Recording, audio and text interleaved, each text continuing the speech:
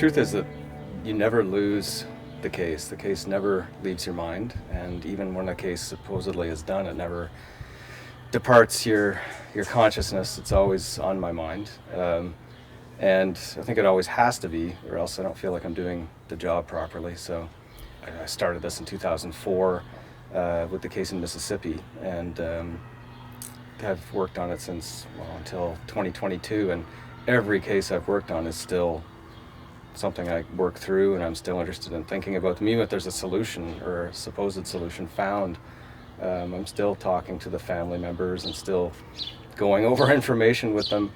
So when I take on a case, it's something that is with me for life, and the family has to kind of realize that when I come to them, or when they come to me, that that's what they're getting. The package is it's in their lives as much as it is, and it's also going to be part of my life for forever too.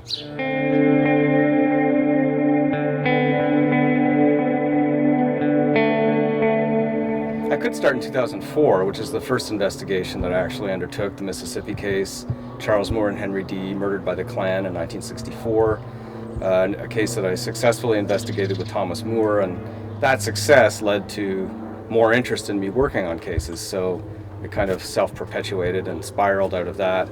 People were interested in me looking into their cases, so I did. CBC was interested in it. I felt I was good at it, and went from there. But really my interest in investigation and talking to people and trying to get the truth out of people is really what it's about. And I can remember back in high school doing this thing called Dave's Honesty Hour at parties, or sort of as I was gathering with people on the weekends after school. And it would be, we'd literally sit in a room, like Ouija board or whatever, sit in a room or in a circle. It was dark, and people would go around confessing something to everybody that they hadn't talked about before ever. And we're talking about some pretty serious personal information would come out of these Dave's Honesty Hours. And I got a kick out of that. I was interested in that. It made me feel like the people were kind of unburdening themselves somehow. And I think that there's something in that. I think that there's something in that truth-telling that has kind of crept into SKS and become part of the bedrock or foundation of it. So.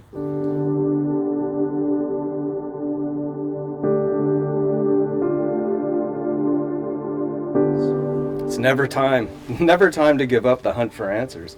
I certainly would never tell anybody that I've given up. I would never tell a family member that I've given up, and I would never give up. But there's, and obviously the police have a certain kind of timeline. Their interest moves to other cases, and it's up to the family or people like myself to keep the energy of a case moving. So if we give up, then the case for sure will falter. So it's my responsibility to project that I will never give up and actually never give up.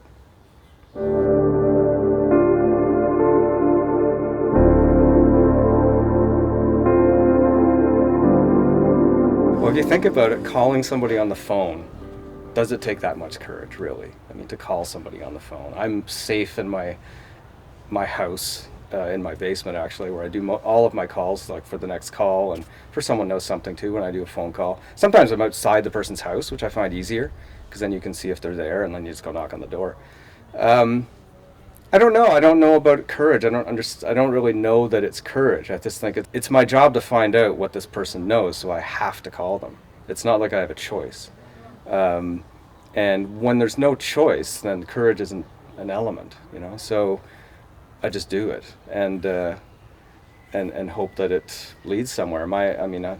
I really want to find the truth for people. I really want the person I'm calling to know something, and that keeps me focused on that. Focused on the call. I don't care about how many times I have to call them.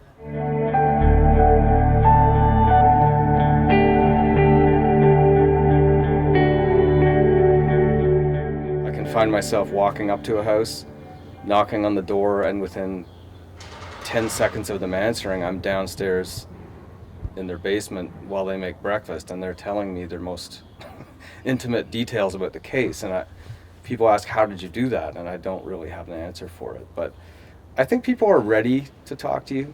I think people are ready to tell you the truth, or people are waiting for the moment to be released and allow themselves to talk about what they know. And I don't think many people give people chances to actually talk about what they think and what they feel. And I think just kind of facilitating that opens people up to talking to you. And I think anybody can do that, you know. I don't really know that I know the moment when people absolutely trust me. I don't know that I can find that exact moment, but I think that I know that moment when someone's telling the truth and when they're not, even in a short conversation. But I think just facilitating the conversation a lot and being open to what they're going to say without trying to leap down their throat, without trying to murder their opinion, you know, so to speak, that allows people to finally feel like they're part of the party, you know, like to feel like they're part of a situation where they can talk and not judged. So, and even if I'm going to a perpetrator, someone who I know knows something or may have even taken part in a murder or something else like that, I still have to give that kind of same facilitation, because otherwise I'm not going to find anything out.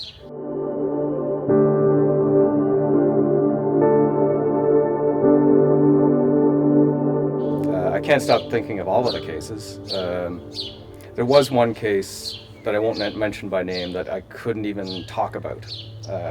In my first few cases that I worked on for CBC, I couldn't even talk about it without my throat seizing and basically having to leave the room or leave the area, and had real trouble with it. And I've never experienced that before. I always thought, who are these people that have these problems? You know, like who are these other people that have stress problems, that the PTSD and things like that? And then I realized that that's what it is. It's just like it's so deeply affects you so much that it just suddenly comes on you, and suddenly you're crying and you can't talk. And people have heard, I think there's an episode where I'm actually reading about something. I'm doing some voiceover, and that happens. And I think in one of the updates, people hear that happen to me. But I mean, remember, the families, these are families I'm working with that deal with this all the time. And I'm just this guy who's come in for, you know, essentially a limited time into their actual lives, even though I continue working on the cases. And there's police that also experience these cases. And I've signed up for it, so I'm not, you know, saying it's boo-hoo for me. I have these feelings, but they do come and they're real, and you have to be ready for them. And the people around you have to be ready to support you and understand what the hell is going on when you run out of the room.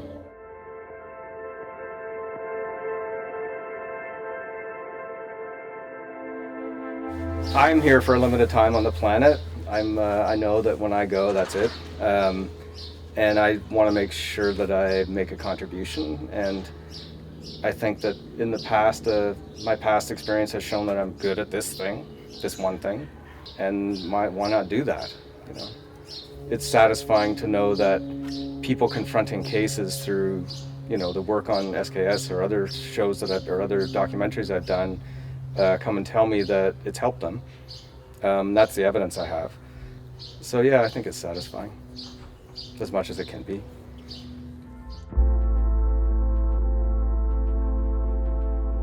For the most part, the thing that makes me the most nervous is the gear. Is the gear going to work? Is the audio going to record when it's supposed to? Is the camera going to turn on? Is the audio device going to work? The microphone? Is the connection got a static on it? And to me, I think, to be honest, I think I worry about the gear as a way to deflect the actual concern, which is, what are you doing here in this case, talking to these people? Why have you inserted yourself into this situation? and you're knocking on a door. You have no idea what's going to come out, what's going to be on the other end of that door, right? And so I worry about the gear, and I worry about the sound quality, and I think it's a diffusion mechanism for what's actually going on. But it works. I mean, I tend to not think about those situations. I also have this kind of weird deviance where I like to throw myself into situations without thinking about them and just kind of think my way out of them. It's like painting yourself into a corner and writing your way out as an author. And I find that makes my day when I can do that. It's a strange part of me, but it's something that I like to do.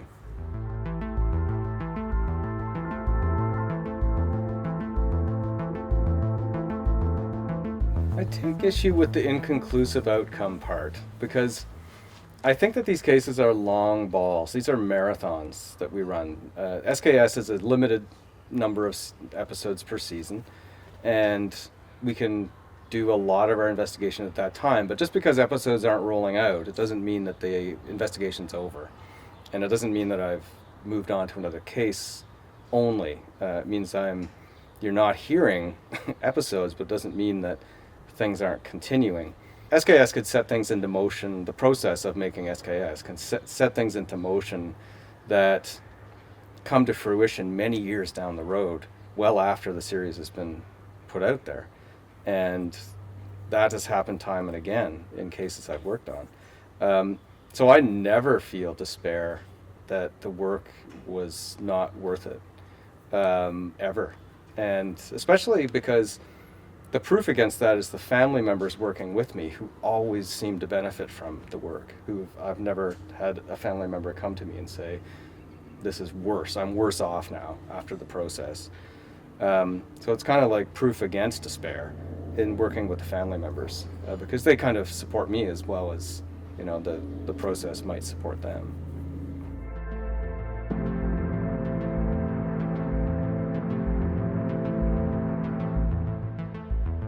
Well, the current season 7, started in 2018, and we're in 2022 now. So that was a long time frame. The Mississippi case, I worked on that for probably 4 years before it came to fruition, 3 years maybe. And then I continued to work on that for the reconciliation phase, which took a lot longer, with Thomas going down and singing in Charles Edwards Church. And that's ongoing. Charles Edwards died now, but Thomas and I are still going to be going back to Mississippi together. There's been new memorials mounted in the town, in Meadville, government memorials, and there's other things to do down there out of that case. So it's never ending, that case. Like, for example, the actual work, the actual stuff I have to do or that we do together, Thomas and I, and the same with other cases. Deborah, from season 6, the Donald Izzett case, I just talked to her about, and the district attorney just called me. So I'm working on the case, like these cases that are ongoing, and years is the answer. The cases take years, and the results often years after you hear the episodes. So.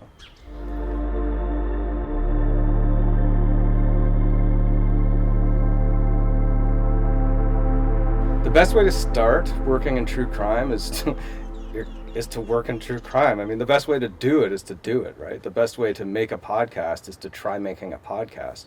And if you're talking about doing a podcast, you can do it with very little. You can do it with a phone. You could take your phone and you could load an app onto it, and you could use it as a recorder and go from there. Making podcasts is as simple as being able to have a concept and then being able to execute it with as minimal equipment as possible. So I always just tell people, I'm asked that question a lot by students when I give lectures and things, and it's just, you have to go and do it. Like, the planning stage shouldn't take that long. Just I would exercise action over development any day, because you don't learn just thinking about what you might do. You actually have to execute it.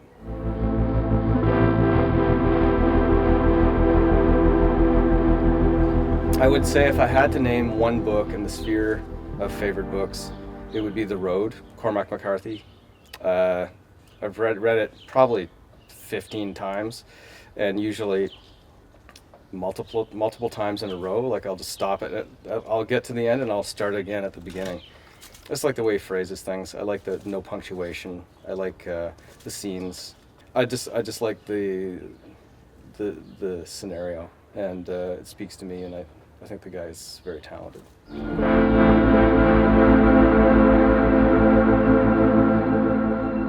don't want to forget one dog, so I don't want to talk about any of the dogs. I like all the dogs. All the dogs are great. I also like all the cats, which I have 2 of. I like all the hamsters, the fish, all that stuff. One thing that a pet can do is act as a bridge to getting to know the person when you do those sort of quick walk-ups, like how are you best likely to win somebody over or get somebody to talk to you you comment on something you have common ground on, or you talk about something that you have common ground with right away, and the thing that you can see that's in front of you is their pet. So that's often why I may comment on a pet or a dog or a cat or something like that.